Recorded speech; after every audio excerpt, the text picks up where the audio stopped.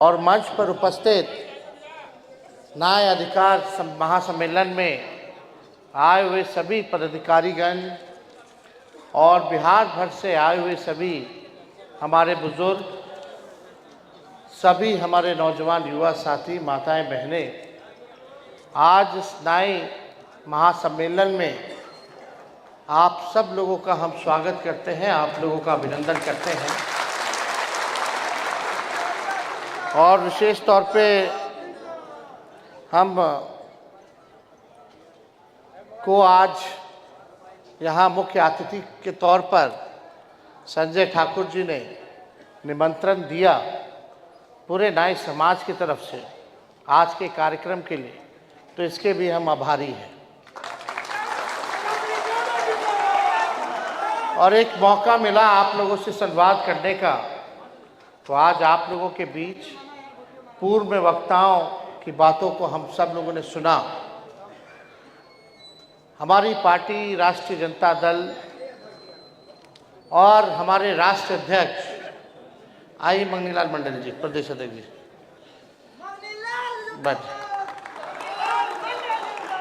राष्ट्रीय अध्यक्ष आदरणीय लालू जी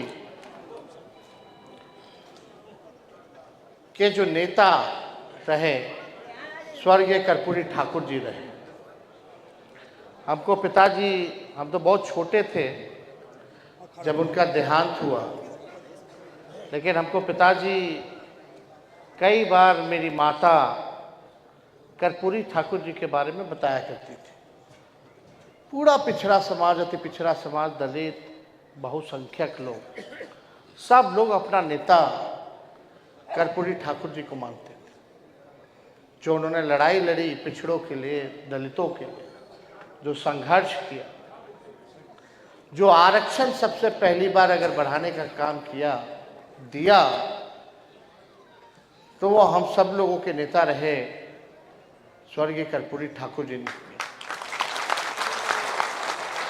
आज अगर आप कह सकते हैं, अगर आज हम भी इस मंच पे खड़ा होकर के बोल रहे हैं, तो वो कर्पूरी जी के बदौलत,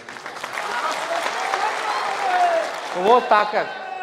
और उस समय तो मंगनीलाल मंडल जी, हमारे पिता, सब लोग कर्पूरी जी के ही टीम में थे। लेकिन जब कर्पूरी जी ने जब आरक्षण दिया, तो आज जो लोग सत्ता में हैं, उस समय कौन कौन सा उनको गाली नहीं दिया होगा लोग। वो जो पुराने लोग होंगे वो जानते होंगे आरक्षण कहाँ से आई, कर्पूरी जी का नाम लेकर के क्या क्या गाली देता था लोग। लेकिन उसके बाद हम हमारे पिता के तो गोद में ही कर्पूरी जी का आखिरी सांस जो लिए वो हमारे पिता के गोद में लिए थे। आनंद फानंद में जीप चला करके अस्पताल वगैरह भी लालू जी उनको लेकर के गए थे।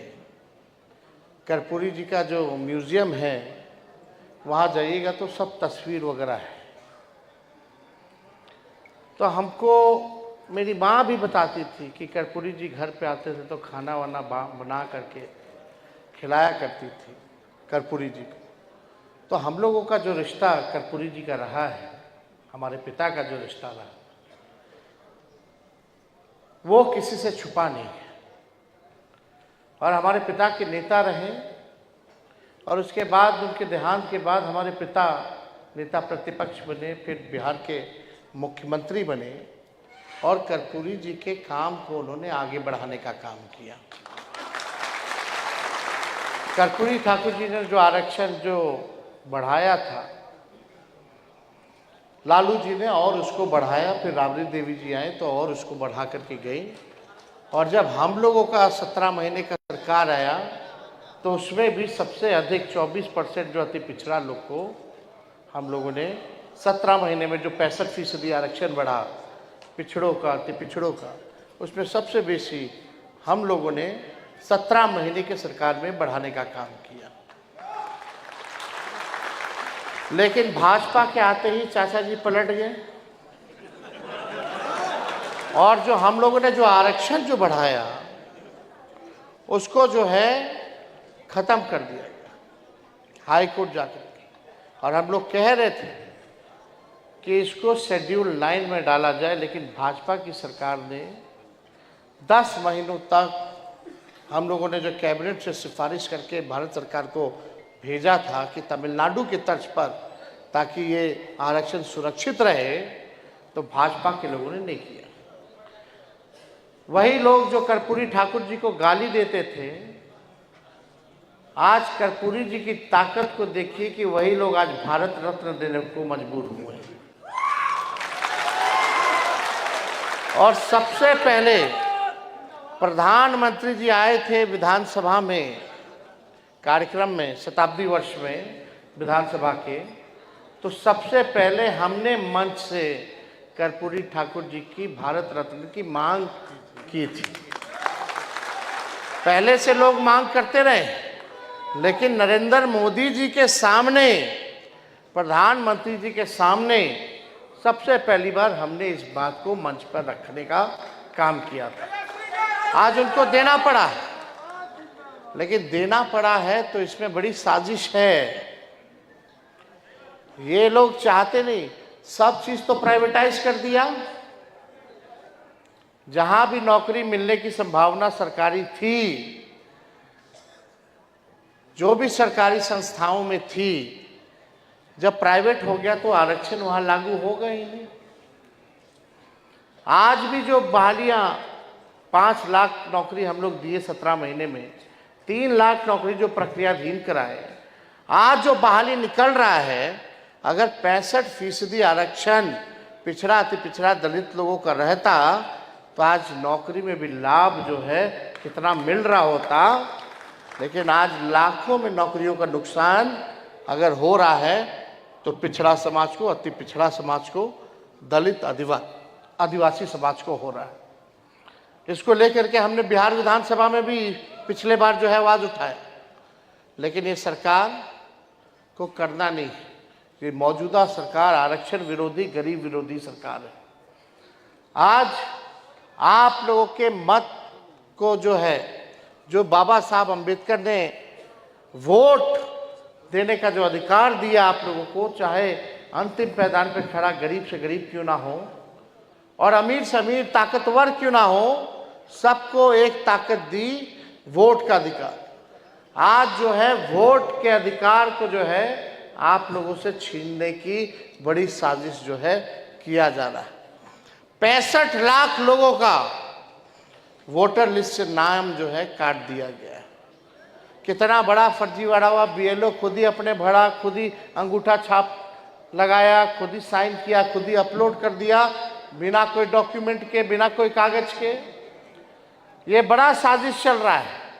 बिहार लोकतंत्र की जननी है और बिहार से ही लोकतंत्र को खत्म करने का ये लोग प्रयास कर रहे हैं। यानी अभी आपका वोटर लिस्ट से नाम कट जाएगा तो ना आपको राशन मिलेगा, ना आपको पेंशन मिलेगा, ना कोई आपको सरकारी सुविधा मिलेगी और आप इस देश के नागरिक नहीं कहलाइएगा।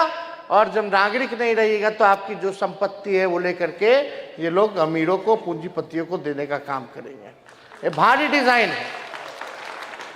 अभी भी आप सब लोगों के बीच हमने लगातार आवाज उठाया, ईपीआईसी नंबर मिलता है कि नहीं मिलता है, वोटर वाला होता है। तो आज हम ईपीआईसी नंबर ऑनलाइन चेक कर रहे थे तो उसमें तेजस्वी का वोटर लिस्ट से नाम नहीं है। अभी हंगामा हो रहा है। फिर जब हंगामा होने लगा तो चुनाव आयोग कहती नहीं नहीं नाम है, नाम है, लेकिन जो मेरा वोटर आईडी में जो ईपीआईसी नंबर है वो ईपीआईसी नंबर नहीं है, दूसरा ईपीआईसी नंबर हो गया। ईपीआईसी नंबर बदलता नहीं है। ईपीआईसी नंबर तभी बदलता है जब आप अपना नाम कटवा करके दूसरे राज्य में अगर जुड़वाइएगा अपना नाम वोटर लिस्ट में, तब जाकर के ईपीआईसी नंबर जो है बदलता है। तो आज सवाल खड़ा हो गया कि हमारे साथ जब ऐसा हो सकता है, आईएएस अफसर लोग का भी नाम कट गया, उनकी बीवी का भी नाम कट गया। बड़ा साजिश है ये।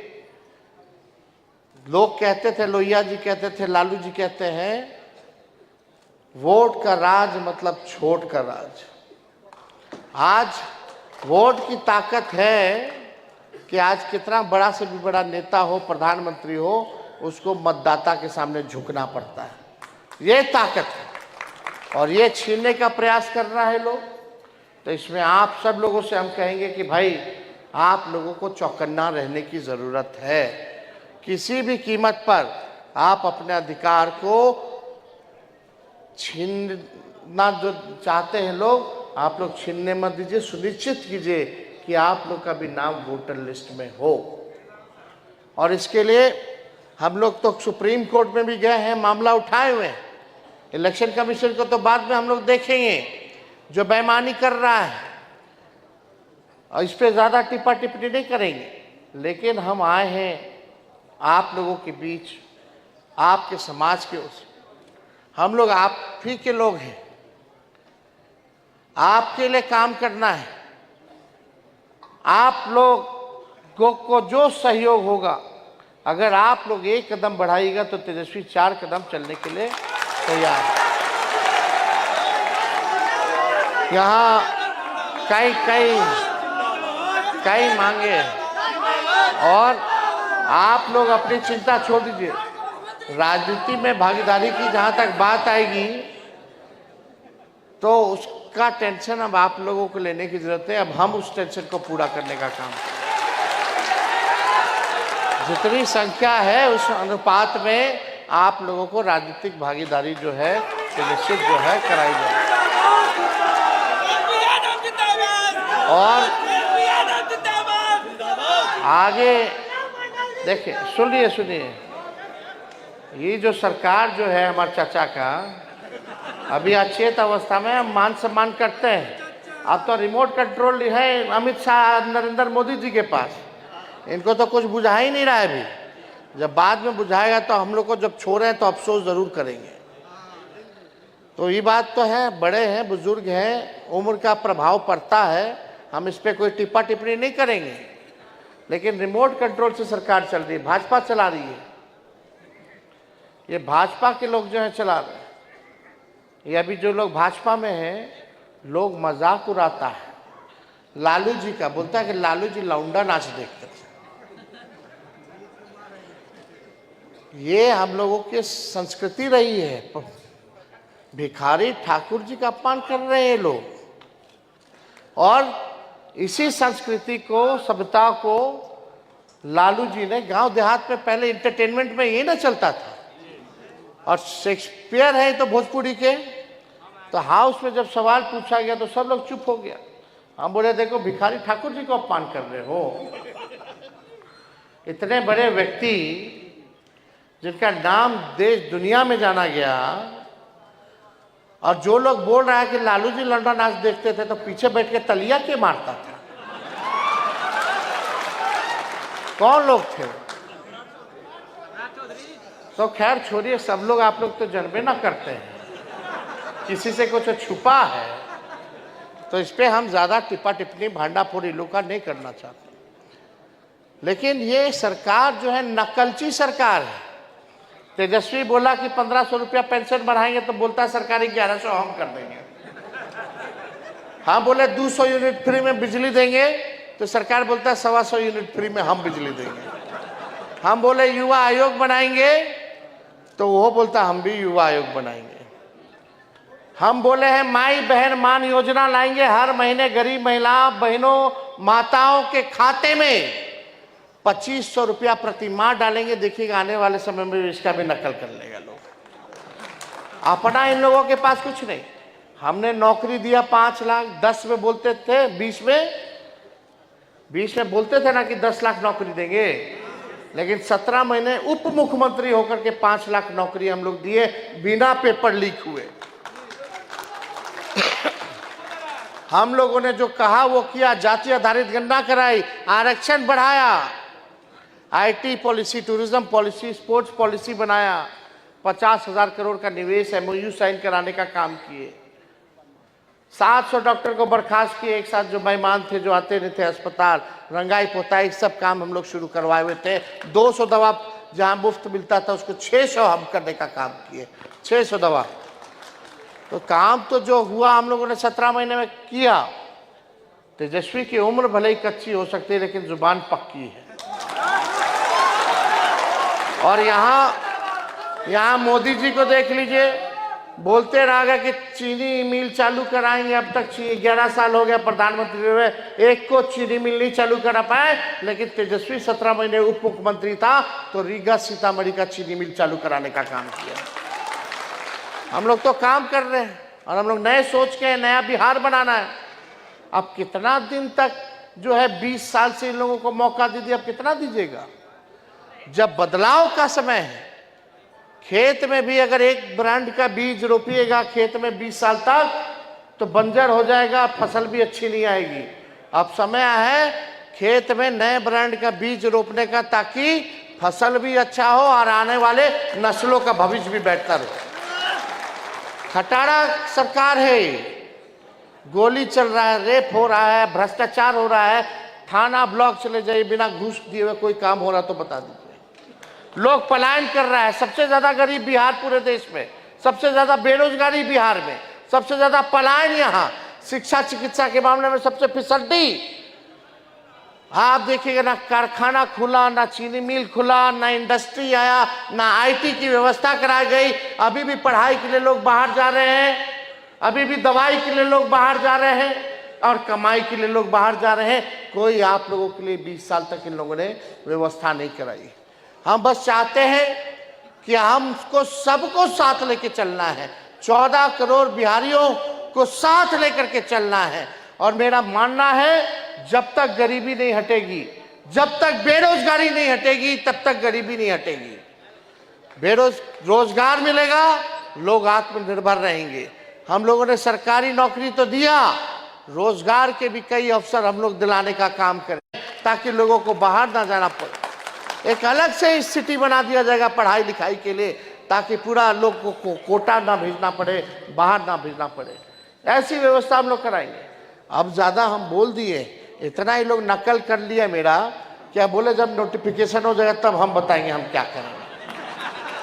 अभी हम 2-3% नहीं बोले, अभी अच्छा परमाणु बम सब रखा हुआ है। लेकिन अभी बोल देंगे तो फिर ये लोग फिर नकल कर लेगा, बोलेगा कि देखो हम ना किए, तो रस्तवा क्या दिखा रहा है। और जब हम बोले थे कि सरकार को नाक रगड़वा करके भी ये काम करवाना पड़ेगा तो तेजस्वी करवाएगा, आज उस सरकार को काम करना पड़ रहा है जो तेजस्वी कह रहा है। तो हम लोग कई मांगे आप लोगों की है, केस कला बोर्ड का गठन हो। अभी हम बोल देते हैं कि भाई हम आएंगे तो निश्चित रूप से ही होगा।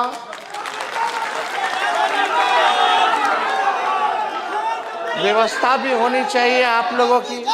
राजनीति में प्रतिनिधित्व की बात आई तो मेरा अब वो जिम्मेवारी है कि आपके समाज को कैसे जगह मिले, कैसे मौका मिले, यह मेरी जिम्मेवारी है। दूसरा, जो औजार वगैरह जो लगता है, हम लोग सोचेंगे कि एक मुफ्त जो है आप लोगों को औजार भी, जिसको कैंची चाहिए, कंघी चाहिए, जो भी औजार लगता है उसमें, अस्तूरा चाहिए, सब जो है हम लोग एक बार जो है दिलाने का काम करें। और बस स्टैंड हो, रेलवे स्टेशन हो, एक दुकान की भी व्यवस्था आप लोगों से अलग से हो सके, ताकि आप लोग जो है इसको लेकर के काम किया जाए। तो ये सारा काम अब आप छोड़ दीजिए तेजस्वी पर, कैसे करना है, कैसे होगा अब हम करके दिखाएंगे। लेकिन आपसे एक बात है कि सरकार को आप लोग बदलिए, एक मौका केवल तेजस्वी को दीजिए, बस एक मौका। तो आप सब लोग इतनी बड़ी संख्या में यहाँ आए हैं, आप सब लोगों का हम दिल से धन्यवाद देते हैं। और संजय ठाकुर जी को भी धन्यवाद देते हैं कि भाई बहुत मेहनत करके इस कार्यक्रम को जो है सफल बनाने का काम किया है। और यहाँ आए हुए सभी लोगों को अभिनंदन करते हैं और अपनी बात को यहीं समाप्त करते हैं। कर्पूरी ठाकुर अमर रहे, भिखारी ठाकुर अमर रहे। जय हिंद, जय बिहार। निकल रहे हैं हम।